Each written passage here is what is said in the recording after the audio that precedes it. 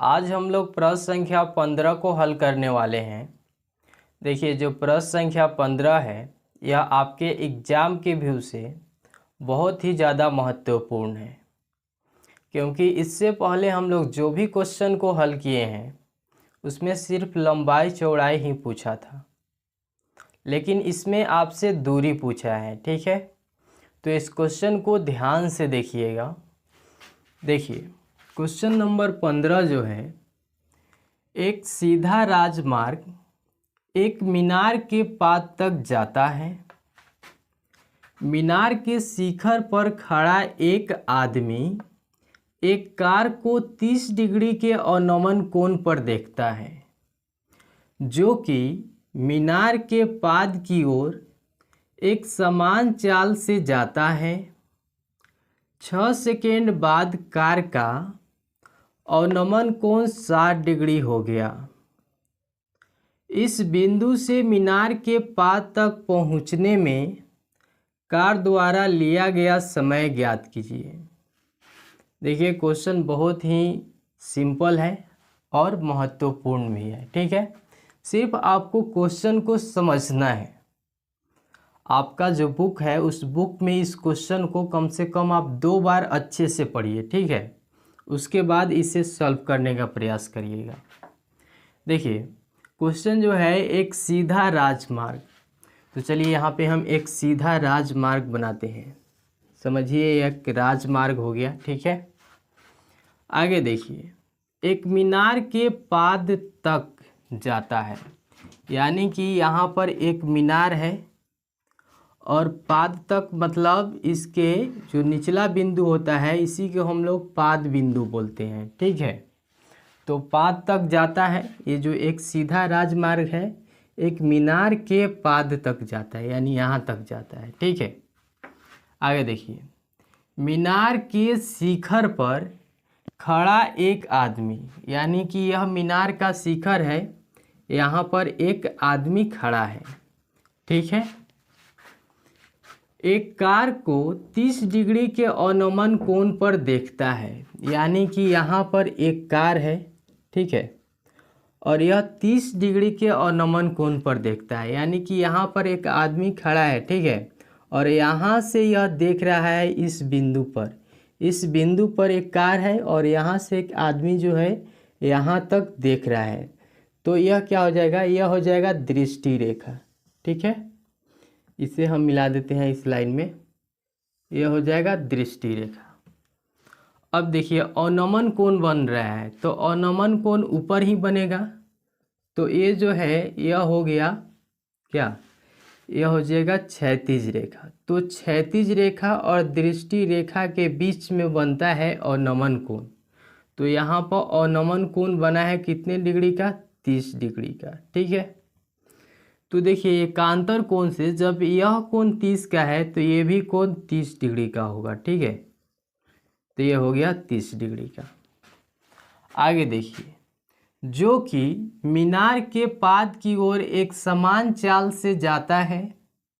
6 second बाद car का अवनमन कोण 60 हो गया, यानी कि यहाँ पर जो कार है वह एक समान चाल से चल रहा है, और मान लीजिए कि 6 सेकेंड के बाद कार जो है यहाँ पर आ गया। ठीक है, जब कार यहाँ पर आ गया तो फिर यहाँ पर जो आदमी खड़ा है, तो जब ये यहाँ से फिर इस कार को देखा तो इसका जो अवनमन कोण है वो क्या हो गया, तो वो हो गया 60 डिग्री। ठीक है, तो अवनमन कोण तो यहाँ पर ही बनेगा, यानी कि इस लाइन को भूल जाइए एक सेकेंड के लिए और इस लाइन को देखिए। ठीक है, इस लाइन को और इस लाइन को देखिए, यह जो है यह दृष्टि रेखा होगा, यह सीधा लाइन है, आपको थोड़ा तिरछा दिख रहा होगा लेकिन यह एकदम सीधा लाइन है। ठीक है, तो ये लाइन और ये जो लाइन है, ठीक है, यानी कि क्षैतिज रेखा और दृष्टि रेखा के बीच में जो है फिर एक क्या बन रहा है, अवनमन कोण बन रहा है कितना का, 60 डिग्री का। ठीक है, तो इस कोण से, ठीक है, एकांतर कोण के द्वारा यह कोण भी जो होगा 60 डिग्री का होगा। ठीक है, चलिए आगे बोला है क्या है, यहाँ पर देखिए, इस बिंदु से मीनार के पाद तक, यानी कि इस बिंदु से मीनार का पाद यह है, तो इस बिंदु से मीनार के पाद तक पहुंचने में कार द्वारा लिया गया समय ज्ञात करिए।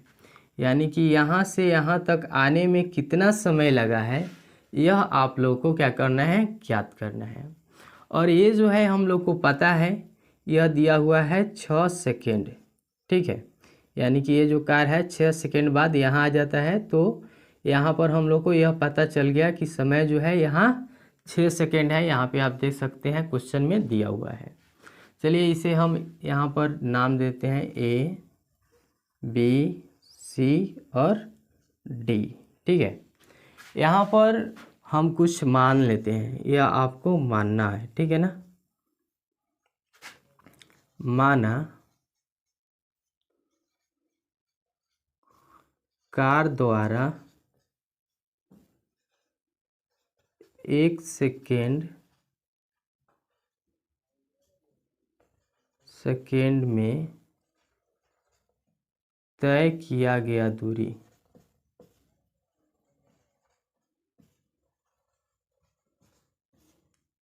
दूरी बराबर x मीटर हम मान लेते हैं कि जो कार है वो 1 सेकेंड में x मीटर दूरी तय कर रहा है, ठीक है। तो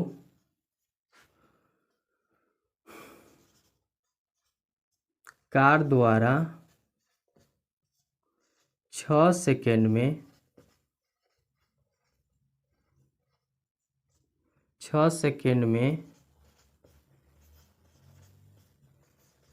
तय किया गया दूरी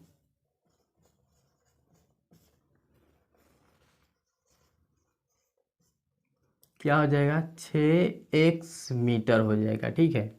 यहाँ पर ध्यान दीजिए कि कार द्वारा 1 सेकेंड में तय किया गया जो दूरी है वो x मीटर है, तो 6 सेकेंड में तय किया गया दूरी 6x मीटर होगा, ठीक है ना। अब यहाँ पर ध्यान दीजिएगा, हम लोग अब आते हैं यहाँ पर समकोण त्रिभुज ABC में, ठीक है। चलिए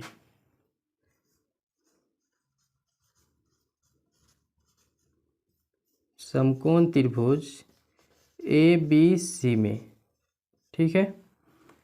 इसमें जो है हम लोग को आधार निकालना है, ठीक है, और लंब को ले लेते हैं। तो लंब और आधार के लिए हम लोग को tan को लेना होगा, तो tan, और इसमें थीटा का जो मान है वो 60 डिग्री दिया हुआ है, ठीक है। तो tan 60 डिग्री बराबर, tan बराबर क्या होता है, लंब बाई आधार होता है। तो लंब यहाँ पे AB है, AB बाई, और यहाँ पर आधार क्या है, BC है, BC, ठीक है। आगे ध्यान दीजिएगा, tan 60 का मान होता है √3 बराबर AB बाई BC। अब हम लोग जब क्रॉस मल्टीप्लाई करते हैं, यहाँ पे 1 ले लेते हैं, यानी कि AB में 1 से और √3 में BC से, तो क्या हो जाएगा, AB बराबर √3 BC हो जाएगा, ठीक है। इसे हम समीकरण फर्स्ट मान लेते हैं। चलिए अब हम लोग चलते हैं बड़े त्रिभुज में, यानी कि समकोण त्रिभुज ABD में। अब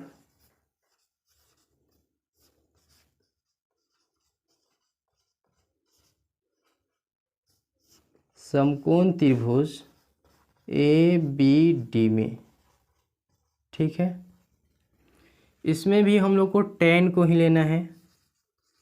tan और थीटा का मान इसमें दिया हुआ है 30 डिग्री, तो tan 30 बराबर लंब वही है AB, इसमें भी लंब AB ही है, ठीक है ना, AB बाई, और जो इसका आधार है वो क्या है, BD है, यानी कि पूरा यहाँ से यहाँ तक है, तो यह हो गया BD बराबर tan 30 का मान होता है 1/√3, 1/√3 बराबर AB बाई BD। ये जो BD है इसको थोड़ा ध्यान से देखिए, यहाँ पर DC जो है यह 6 सेकेंड है। यहाँ पर हम माने हैं कि 1 सेकेंड में तय किया गया दूरी x मीटर, तो 6 सेकेंड में तय किया गया दूरी 6x मीटर। तो DC जो है यह 6x मीटर दूरी हम लोग को प्राप्त हुआ। ठीक है, तो अब यहाँ पे हम लिख सकते हैं 6x मीटर प्लस और BC। ठीक है, क्योंकि इतना DC हम लोग को पता है और BC हम लोग को पता नहीं है, तो जो पता है उसे हम लिख दिए और जो पता नहीं है उसे हम वैसे ही BC लिख दिए यहाँ पे। ठीक है, चलिए आगे ध्यान दीजिएगा। ये जो है AB में हम मल्टीप्लाई करेंगे √3 से, क्योंकि यहाँ पे क्रॉस मल्टीप्लाई होगा, तो ये हो जाएगा AB √3 बराबर 6x metre plus BC। 6x metre plus BC में 1 से करेंगे तो उतना ही होगा। ठीक है, अब आगे ध्यान दीजिए। यहाँ पे √3 को हम बराबर के राइट साइड में भेजेंगे तो क्या हो जाएगा, AB बराबर 6x metre plus BC by √3 हो जाएगा। यह क्योंकि गुना में है तो बराबर के इधर आएगा तो भाग में हो जाएगा। इसे समीकरण सेकेंड मान लेते हैं। ठीक है, अब देखिए यहाँ पर AB का मान हम लोग को यह मिला है और AB का मान यह मिला है। ठीक है ना, दोनों को कंपेयर कर देते हैं। ठीक है, तो AB का जो वैल्यू मिला है, AB में हम क्या कर देते हैं कंपेयर। तो फर्स्ट का मान क्या मिला है, फर्स्ट का मान हम लोग को मिला है √3 BC बराबर, आगे देखिए 6x metre plus BC by √3, यहाँ पे 1 ले लेते हैं। ठीक है, अब जब यहाँ पर क्रॉस मल्टीप्लाई होगा √3 में √3 से होगा तो ये हो जाएगा 3BC। ठीक है, बराबर 6x मीटर प्लस BC।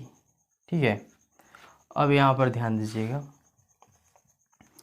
यह 3BC है और यह 1BC को हम इधर भेजेंगे तो क्या हो जाएगा 3BC, और इधर प्लस में है तो यह इधर आएगा तो माइनस में हो जाएगा BC, minus BC equal to 6x metre. ठीक है, अब आगे ध्यान दीजिएगा, 3BC में से 1BC घट जाएगा तो ये हो जाएगा 2BC बराबर क्या है 6x मीटर। ठीक है, इस 2 को अगर हम बराबर के इधर भेजेंगे तो भाग में हो जाएगा, यानी कि BC बराबर 6x मीटर बाई 2 हो जाएगा, तो ये 2 से कटेगा, 3 दूना 6, यानी कि BC बराबर क्या होगा, BC बराबर होगा 3x मीटर। ठीक है, अब ये जो BC बराबर 3x मीटर हम लोग को मिला है, BC बराबर 3x मीटर, यह क्या है, तो यह जो है दूरी है। ठीक है, यह दूरी हम लोग को प्राप्त हुआ और हम लोग को बताना क्या है, समय बताना है। तो समय बराबर फॉर्मूला होता है, समय बराबर दूरी बाई चाल, यह फार्मूला होता है। ठीक है, दूरी हम लोग को पता है कितना, 3x मीटर, और चाल यहाँ पे ध्यान दीजिए, कार द्वारा 1 सेकेंड में तय किया गया दूरी x मीटर है, यानी कि x मीटर प्रति सेकेंड, यही होगा ना। तो x मीटर से x मीटर कैंसिल। ठीक है, क्या बच गया, 3 सेकेंड, 3 सेकेंड यह बच गया। तो आप यहाँ पे क्या लिख सकते हैं, आप लिख सकते हैं कि बिंदु से मीनार के पाद तक, आप यहाँ से लिख लीजिए। ठीक है, इसके नीचे। ठीक है, बिंदु से मीनार के पाद तक पहुँचने में कार द्वारा लिया गया समय, यहाँ तक कार द्वारा लिया गया समय बराबर 3 सेकेंड होगा। तो आप इस क्वेश्चन को एकदम आसानी से इस तरह से हल कर सकते हैं। आपको कहीं भी कोई भी डाउट हुआ होगा तो आप कमेंट बॉक्स में कमेंट करके पूछ सकते हैं। Thank you so much. फिर मिलते हैं हम लोग नेक्स्ट वीडियो में।